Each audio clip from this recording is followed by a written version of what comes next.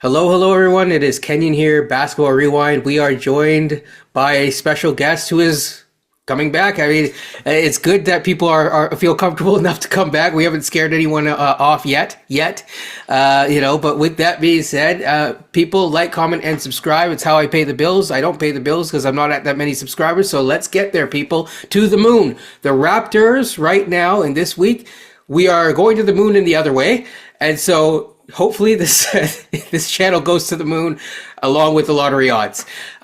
So enjoy that little tidbit today. We are not really going to be talking about Raptors talk much today. You already knew what the week was going to be, so let's get through it. We're going to talk about draft talk right off the top. Yes, yeah, beyond draft talk.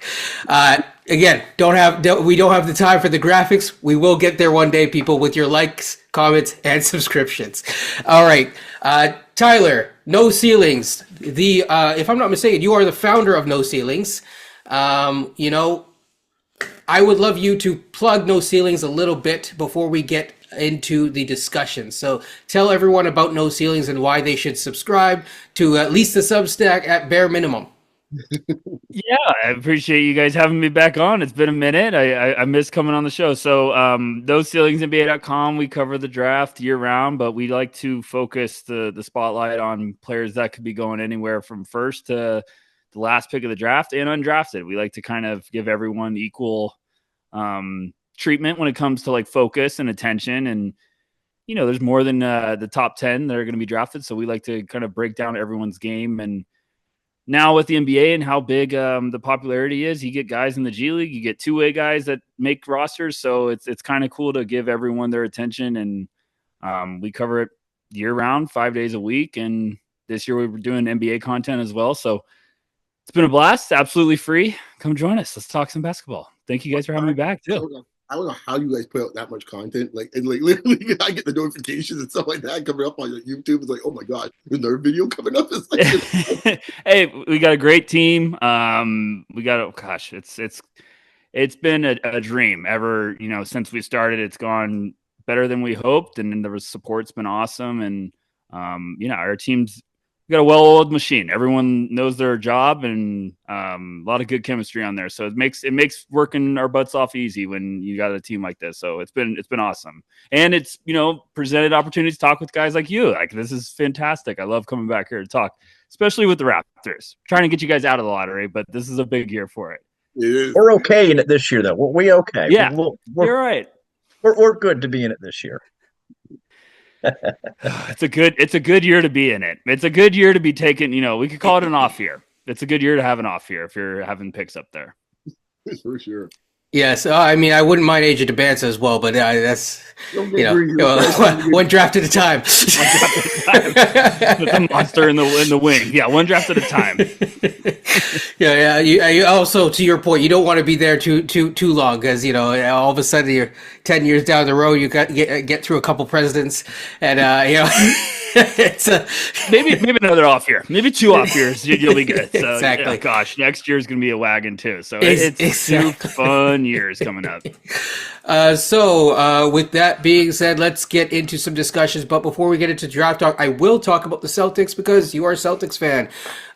They have slipped in the standings a little bit, but overall, I mean, in the last 10, they're 6-4. I can't say, I mean, that's almost our entire win total. So, yeah, how are you feeling about your place in at least the East moving forward? I mean, you did teach us a lesson recently. I mean, I remember it got to halftime. People were like, "Man, we played some good defense." I was thinking, I don't know about that because this is one of those Jaylen Brown, esque where he was saying Peyton Pritchard needs to develop 2 games. So, so yeah, I was just wondering how are you feeling about your team basically heading into the are we at the halfway mark actually?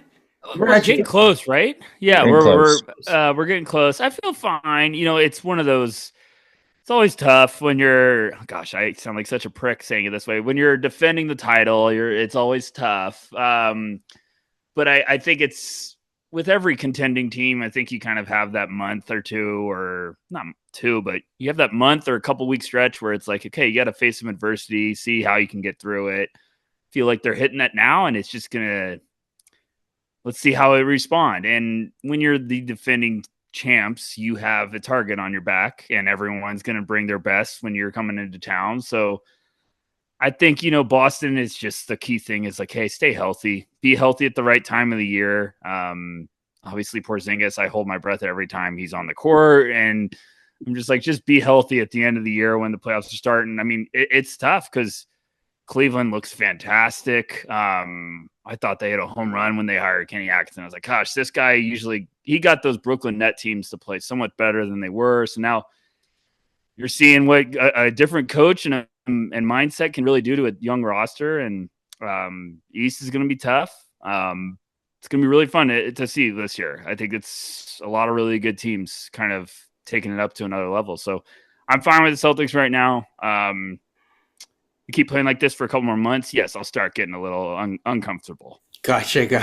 I mean, I'll say that in terms of the Cavs, it does help that Kenny Atkinson was familiar with a couple players on that roster, Karis LeVert, Jarrett Allen, so he knows a couple things or two about that roster going in. But also, I think he's done a phenomenal job, of getting them. I can't say over the hump yet, but at least getting them playing in a way that's essentially maximizing their potential.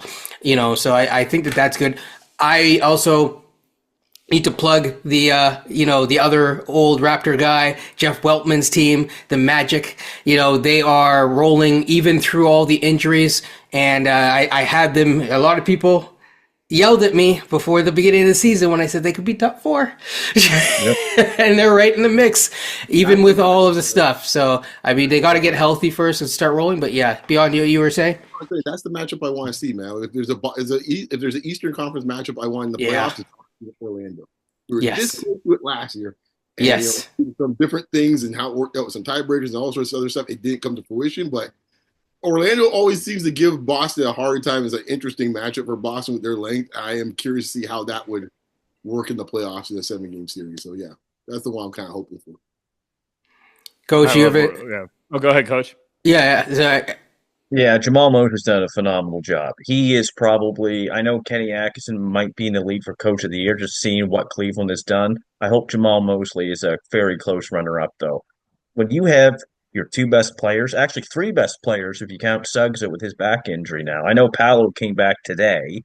I mean, they just keep going. There's no excuses. Next man up.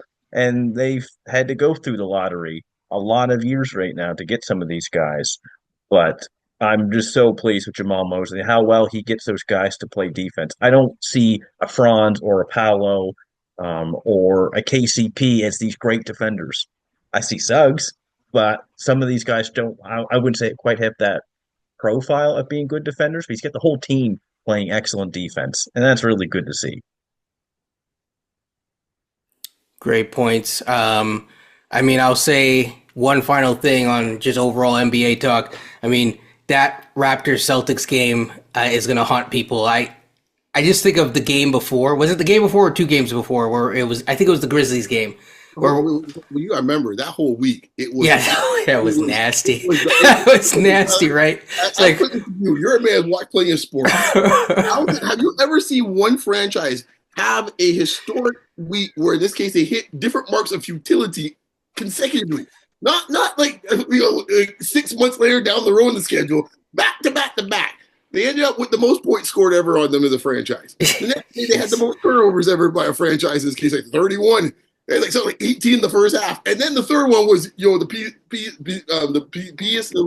Resistance, the Boston game. Yes, 4-point drubbing in this case here, the worst deficit ever. Raptors. I've never seen that. You tell me, I don't care what you're picking, EPL, IPL. I've never seen anything like that. I mean, you think about it, right? There was a couple games before where a team scored, 78 or 79 and a half on us? Memphis scored on us, yeah. Yeah, so it was 78. And then it's like, we didn't even score 78 in a game. Like, it was like, whoa. So, we're talking about draft. Yeah. I'm gonna talk about the Duke guys first. I wasn't originally gonna talk about Flagg, but he has had a good game recently. He has had a good, I mean, so as a, I want to temper expectations, but I guess the question is, with the construction of our team, Scotty Barnes is there. The way that we see it is, you get through this season, if you survive this season, whoever you draft is part of your core. How would the fit of Cooper, and I think it could be interesting, but how do you think the fit of Cooper with, anyone on the Raptors, or does it even matter, I guess, at that point? He's going to fit anywhere. It's been funny to kind of see the conversation about him. People were very passionate to start the year about this guy's overhyped, and it was like, okay, guys, let's calm down. This is a 17-year-old. He's 6'9". If you've ever seen him in practices, you've ever been around him, he checks every box emphatically. This is what you want. He's as competitive as you'll find, and it's not obnoxious. It's just like he will not back down from anyone. He's going to go to war every night. Team USA, he was going at all pros, like Hall of Famers, as a 17-year-old this summer.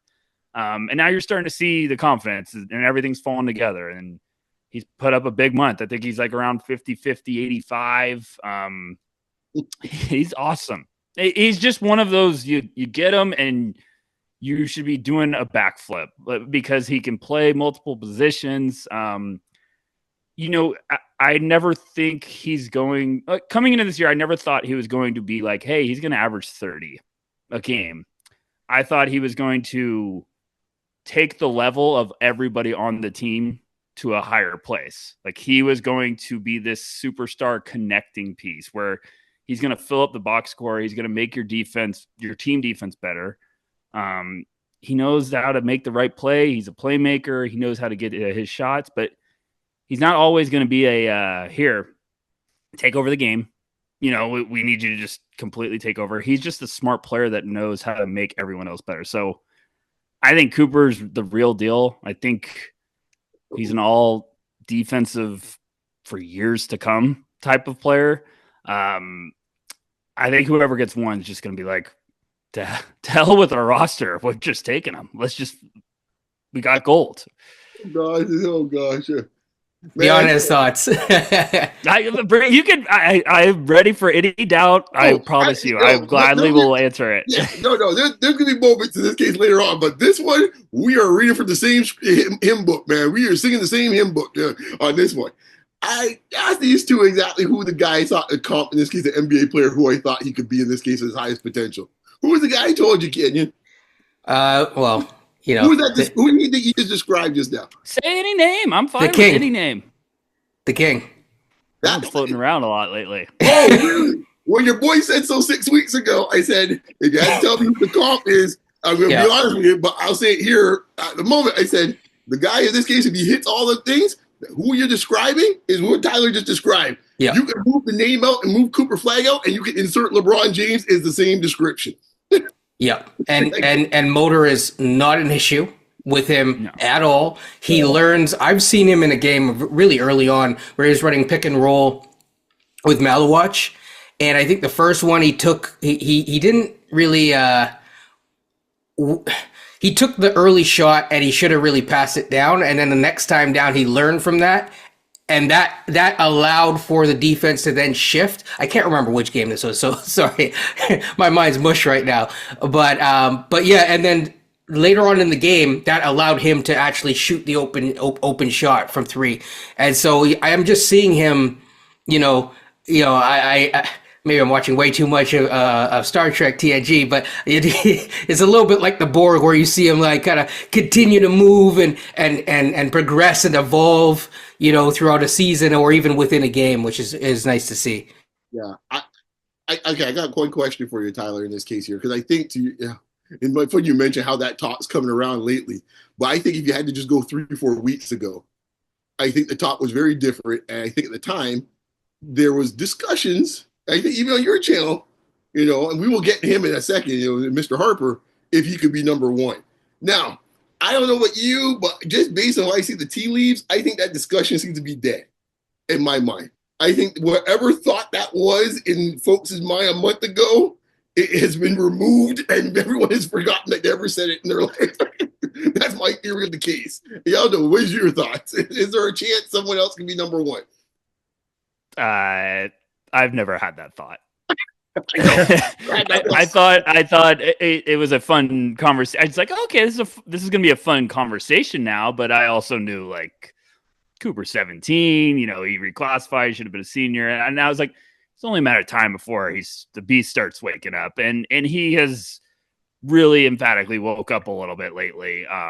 He's been great. I still think there's stuff that obviously he can work with this game. But I think what you guys are saying is perfect way to describe Cooper. Is he is an advanced processor, where it's just like he will adjust to, like, his mistakes, what he should have. Like, he's a quick adjustment. And I think that's the competitiveness. That's like the work ethic that comes with him. Like, he had a couple of games in the beginning of the year where he struggled, like, tight, winning time games. And was the game that he turned it over on the road? Was that Kentucky? Who was it? He had 3 in a row. He had Kentucky, Arizona, Kansas. And then there was this, I think that's where the discussion started coming up. Yeah. And it was, I thought it was the best thing for him. Yep. Like, I was like, I know exactly the mentality he's going to have. This is going to be perfect because he's going to be working his butt off. Like, that's where the intel, the intangibles, like, seeing it in person, he's just the dog. Like, and it's not like fake. It's just legit. Like, he is a hooper. This is his life. He loves it. So I think he's just checked so many boxes, and they're going to overthink it because that's what comes with hype, and that's what comes with the big ticket, the main event. Capture the flag. Just go get him. Just go get him and be happy. And it's no disclaimer to Dylan Harper. He looks awesome, but I just think Cooper Flagg's another level. Yeah, Dylan's my guy, by the way. But he's great. He's awesome. Go ahead. Yeah. My thing is with guys like Cooper Flagg, I've told these two, I think two-way wings win championships. I look at Giannis, I look at LeBron, I look at Kawhi Leonard, I look at Kevin Durant, Jaylen Brown. Like, these guys who play both ends of the floor at a very high level will win championships more often than not, especially in this NBA. So I just see Cooper Flagg I don't see any weaknesses really in this game. I'm not to say that he does everything at a superb level. I don't mean that, but usually there's something that's kind of like, oh man, that's a bit of an issue. I don't really see it. Not close anyway. Yeah, is there any? Do you see any, Tyler, from him? The shots where I could get picky, like I could pick apart the shot, but then I'm like, I also know he has the mentality of, like, he takes the good shots where it's just not forcing threes. Like, I like all of his shot selection. I like how he battles. Now the offense is starting to come around, and the big sell before was like, buckle up with the defense. Like, he is a special defensive talent that really does a lot of stuff. And I think now the offense is starting to, like, carry some more weight, and everyone's like, whoa, okay, this is another world we're thinking of. So it's the full package. And I think he's starting to show more offensively, where you're already seeing just how quickly he's adjusted from the first half of the season. Now you're starting to see, like, he's finding a groove. He's being confident. So I agree. I completely agree with you. You've got to have that position locked down if you want to win championships. You've got to have that elite defensive or two-way potential. They don't have to be like your only guy, but you have to have that alpha mentality that can really do some damage on both sides. I mean, when the Raptors recently won it, they had Kawhi. Like, it's just guys like that. You have to have that. They can get a bucket if you need to. And I know earlier I was like, hey, I never thought Cooper was going to be like, we're always going to force feed you. Now, he could be that, but I think he's also a guy you want him to be a playmaker. You want him to just make decisions for you. So he's got all the goods. One thing Tyler just said just now is the only other person I heard describe a basketball player in this case. He said human processor. You know who's the other player they mentioned that about? You mean on the Raptors or? Oh, in NBA history. Okay, because I was going to say, Raptors fans. Okay. Yeah. Kings. Yeah, exactly. That dude. Yeah. Exactly. When he's out there telling you exactly what he did for the first 10 plays against Boston by memory. Yes. Oh, on play 1, I did this. On play 2, in this case here, I remember play 3 in this case here. The bounce pass and so and they're literally putting the video beside it. That's what we're talking about. The student of the game is how I describe him. He seems like a student of the game. His footwork, when I was looking at the USA scrimmages, that was impressive for someone who's 17. There's guys that are much older than him and don't have that in the NBA. Like, honestly. Yeah. And it's like, I'm not saying it's perfect, but it's like that as a foundational level is there's a good you could build a nice house on that, right? Yes. That's all I'm gonna say. And I think there is I have heard some people say that there is a little bit of, and I see what they mean. I think it's fine. That there's an over reliance on his he likes a spin move. But to me, you can build counters on the spin move. Yes. Being Raptors fans, we've seen someone build the counters off off the spin move. So shout out to the guy who just got shipped out. 10,000 for points. better, for 10,000 points. I mean, for better or for worse, the man's feeding his family for generations off that. So I think there's stuff that's workable from that. Your thoughts on that, and then we could go to the other Duke man, which would be Malwatch, of course. Yeah. Yeah, I mean, Cooper's go-to is that spin. He gets a little wild. I think he'll be fine. He'll figure it out. It always looks bad when it doesn't work. When it looks great, everyone just shuts up. So I think he'll be fine. And, I was just remembering, I read a article earlier this year that was kind of focusing on him, and he said he grew up and just watched Larry Bird all the time. His family was big Celtics fans. He watched Larry Bird, and I was like, okay, start to see it. You understand why. Like, that's, I just think he's a student of the game. He's going to understand, and I just think, like, I would be overjoyed. If you land the first pick, it just wouldn't even, like, this is no disrespect to Dylan Harper, because I've watched Dylan Harper this year, and I think he looks awesome. He's a bad man, but it'd be the happiest moment ever. Like, capture the flag, go get him. You got him. Like, be thrilled. Mm-hmm. I mean, so I'll leave it up to you guys. We can go in kind of the order, because we have we were going to talk about Harper. You know what? But Let's get into it, man. We might as well. We might as well get it. In this case, but let's get to it, man, because we've been discussing it for like 2-3 months. Go ahead, man. It's true. So Harper's my man. I'm not saying he's not the number one guy. It's just he's my man. Of course, shout out to his, shout out to Ron, his brother, and his dad, of course, who were, Raptors family, right? So there's a little bit of that, connection there. I was tipped off. I'm going to give a shout out to the 905 reporter, JD, who's been on this podcast as well. He's Filipino. He's the one that told me about Harper. He's originally a couple years back. He's like, look out for this kid. And I've been following him ever since. And yeah, the kid has some game. I mean, I don't like to get into the kind of conversation where you're overly obsessive over advanced analytics, but some of the way that he knows how to use his body and how that plays out in an advanced analytical sense has been very impressive. I mean, some of these numbers are, I think, similar to Zion in terms of his ability to get into the paint. From what I remember, this is a couple weeks back when I was looking at the numbers. I'm not saying he's Zion because he's a different type of player, but it's really rare to see a guard who is that young, that big, but uses his body. It's weird. He has a bit of a finesse game, but he's not afraid to just attack guys, just go into basically bully guys if he needs to. And there's just something about the first two guys that we're talking about where it's there's no prettiness with it. It's just as I said to Beyond, we have a weird thing with our fan base in terms of the type of players that we like. We were talking about how we would rather, from a hockey sense, you'd rather see Ty Domi rather than a Sedin twin. For those of you who are, like hockey. And so there's something about like the rough and rugged play that seems to appeal to people in this market. Sometimes I think that they miss out on other things, and that we'll get to that with the next guy down the road. But yeah, Tyler, your thoughts on Dylan Harper? Oh, I love him. Absolutely love him. Beginning of the year, I thought Cooper was like in a tier by himself, and I'm usually not a big tier guy, but I understood. I was like, okay, if I was, I would probably put Cooper by himself. I think Dylan's in that tier now. I just would have him second. Like, and that's how impressive he's been.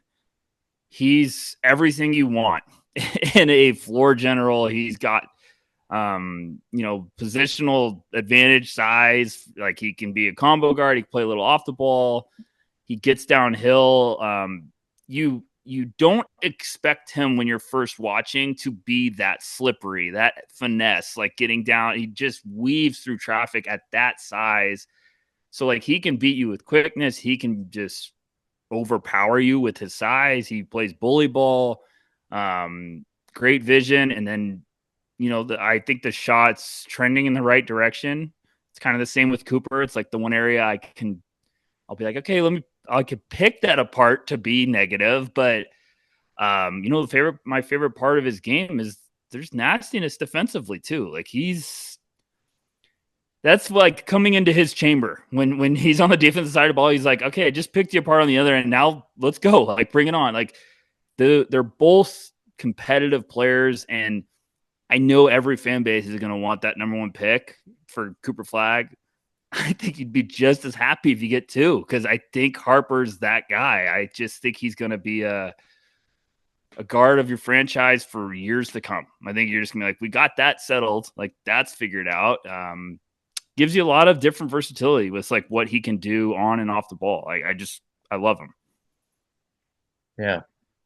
I think dynamic guards also win championships too. So you There can you have go. two-way wings, dynamic guards. Think Jamal Murray, think Drew Holiday, Steph Curry. Steph Curry to a different degree, not the same game as Harper, but he's still dynamic nonetheless. And Harper is 6'6", 220. That's a big point guard. So maybe my question for you, Tyler, and Beyond has actually brought this up before to us. So Beyond, I hope you don't mind me asking this question. Do you see Harper as a point guard more or an off guard?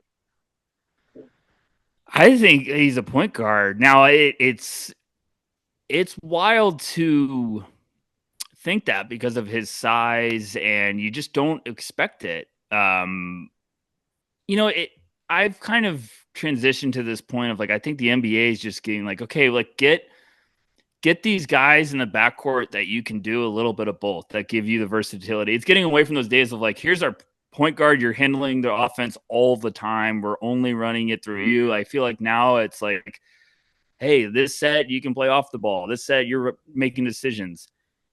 Dylan's just one of those guys this year. I had that same hesitation at first of like, okay, are you going to be a primary, like run the show?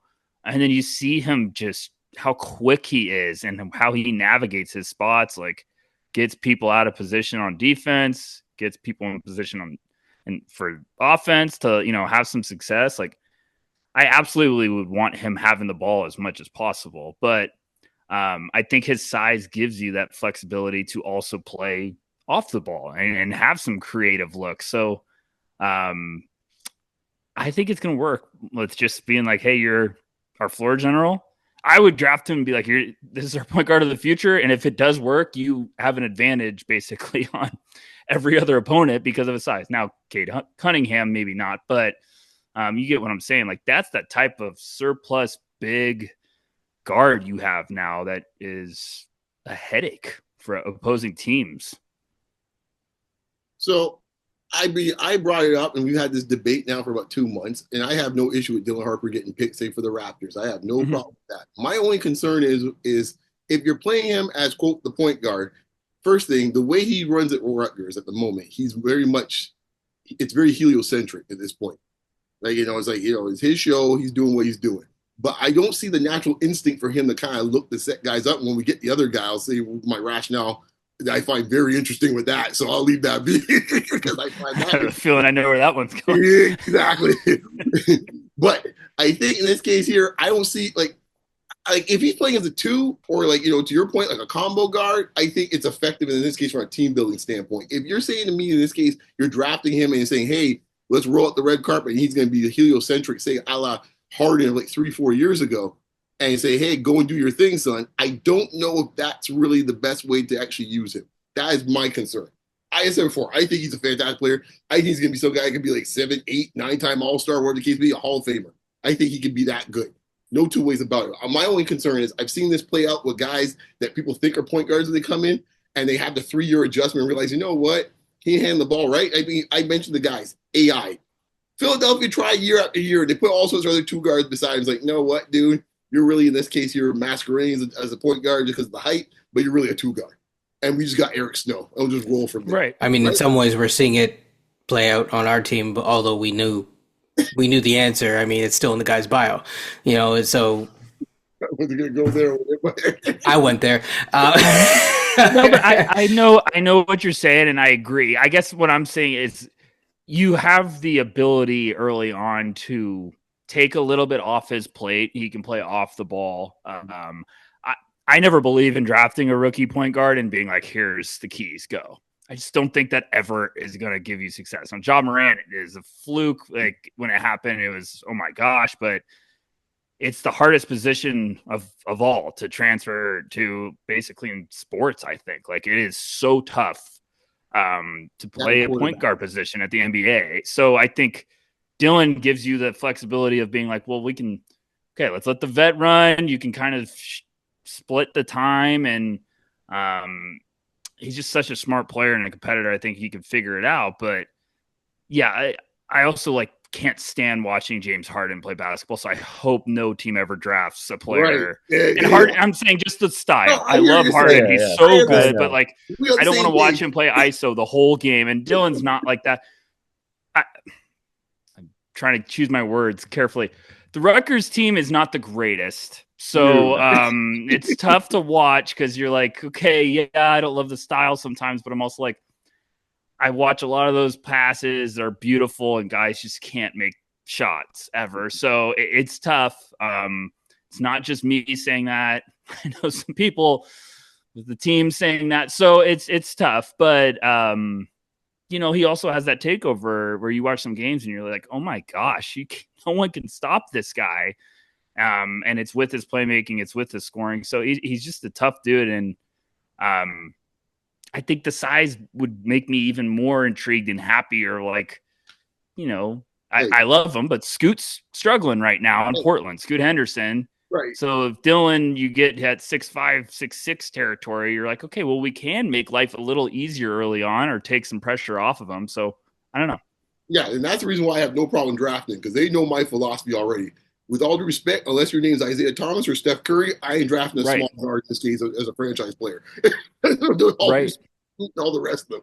And John Morant, to your point, might be in that same category one day as well, too. But that's one every 12 years or something. We're going to get one of the type of guys for 15 years. So for that standpoint, I'm with you. Give me a big guard any day of the week and twice on Sunday. So I got no problem picking him. He's not, quote, one of my guys. We already talked about one of my guys. Another one we're going to talk about soon. But, I still like Harper, though. Coach, your thoughts on Harper? I think Harper's number 2 pick in this draft. I think it's Cooper, then it's Harper. Harper's probably the best dynamic guard, and he's going to be a very, very good NBA player. Dynamic guards, they're typically multi-time All-Star. Sometimes they make All-NBA teams. And the thing, I made the comparison, Tyler, one time talking to these guys. I see a little bit of Harden in him. Mm-hmm. I get it's the lefty thing, but Harden's also very strong as well. I think it kind of gets overlooked. I see with Harper is that I think there's more defensive upside with him than there was with Harden. I think that's what makes him a bit more intriguing from that aspect, is that there is that two-way ability from the guard spot. Because it's beyond just said, when you have a 6'1" guard getting switched off in a screen and roll with someone 6'10" or 6'11", who's there's a big size gap there, right? Ideally, if you can have a 6'6", 6'7" guard who's able to do some of that switching onto a big guy who is 6'8" or 6'9", it's a little bit tougher to deal with than someone being 6'1". The defense could get really, really good. The defense is very not slept on. I just think the offense gets so much talk that people he's really nasty defensively. Obviously, his dad taught him well, and I get that mentality is always going to be there, and that's why I'm a sucker for bloodlines and his brother. Like, I get it. He's worth it. It's one of those things. If you get disappointed, you don't get one. You shouldn't be that disappointed. Like, you should be just as pumped about getting someone like Dylan Harper. I think he's that good. He's that special. I agree. Now, before we move on, we are going to talk about someone who's a little bit polarizing. So, perfect time to ask this question. Tyler, this question is for you and you only, which is NBA draft talk right now. What area do you think is being generally slept on or missed in terms of the overall discourse? Whoa. Yeah. Easy.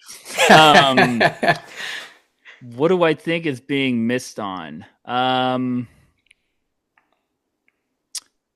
think people getting too obsessed with like elite size. Now, I know this is probably not the best topic to bring up. Right after talking about Cooper Flagg. No, I'm saying, like, yeah. I know you guys are probably going to grill me on Malawatch. I think that the NBA is tough right now. You have to have like the rawness with the draft. If you're going for the players that are just extremely raw, but they have size, I think it's always way scarier for me than I think it's like exciting. Now, at some point of the draft, I think it's fantastic to take that swing, but taking that too early, I think, can really set you back if you miss. Because the NBA right now, I think you have to have more than just like, size and potential. You got to have some skills developed, and you got to have a little bit more to bring to the table, unless it's the perfect fit. Like, the team's missing this. I'll just say about my watch. If a team's missing a rim running elite size finisher, perfect. Like I get it. Lively. But if you're lively, if you're drafting that raw big with fantastic measurements to develop him into something he's not gonna be, that's where I think you can set your team back a couple of years if you're wrong. But that's my big thing. He knows what I'm talking about. I don't even have to say anything. You guys, and I'm not being negative. No. It has nothing. You're on the right podcast for that. Yeah, you're on a. Yeah. It's my personal philosophy. I think it's so. You're not alone, sir.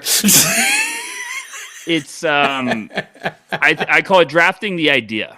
Now, this isn't a big man thing. This is anything. Drafting the idea of what someone could be, become. And also holding on to that idea for too long as well. Right? So sometimes if you're drafting, I promise that beyond, I'm not going there. This is my personal thing. If you draft an idea like, hey, he could become this, it's like, well, or you could just draft an older player that is what you're looking for that might not have the upside. Tristan da Silva. It's always Tristan. Although I'm very happy with Jacoby Walter, but man, that is just one pick.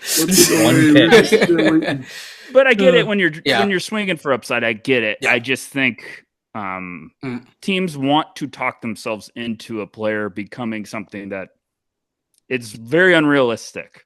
If you are realistic, I get it, but I don't know. The idea is always very scary. It also depends, right? Like, it's like if you are a team like the Thunder, you can afford to take, I'm not going to pick on anyone recently, but like you can afford to take a more gambling swing on someone because that 4 years is going to look very different than it would in a different context, right?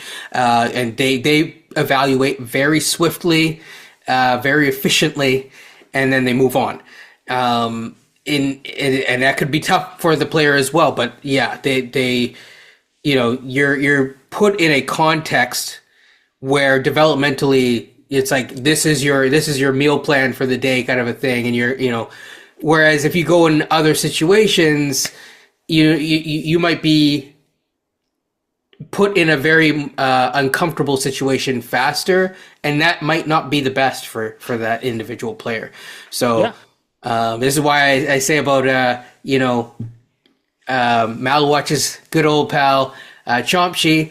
I know Raptors fans want to see him this season, slow up, slow down. Oh, I just want to see him enjoy as much G League minutes. Tyler, I don't know how if you have ever been to Toronto, but I will say this is a very beautiful city in very many ways, and I just want him to be focused as much on basketball as possible. No Carabana this year. Yeah. Shout out to Grady, by the way. Hey, there you go. That's exactly like, hey, Grady got some time down there. He greatest man of the people, man.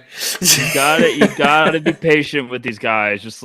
I think I looked at one of their box scores for the 905 and saw like he only had played like 15 minutes, and I was like, what happened? Why don't they play him like every minute? Just let him play as much as possible. And you're sounding just like me, because I'm on Basketball Rewind. I'm probably one of the more higher ones on Jamshi, but I'm more like more the raw ability that he has, because there's not many guys 6'11", 240 with his kind of like potential athleticism. Like, he's got a lot of skill work. I want to see him in the G League for 2 years. He just turned 19 years old a few days ago, so I'm like, bring this guy up when he's 20. Let's see what we have then, because I'm glad that they took a swing on him at 57. I'll take a swing on him at 57 in the draft. Oh, for sure. The tough part with those bigs is you don't really know what they are yet.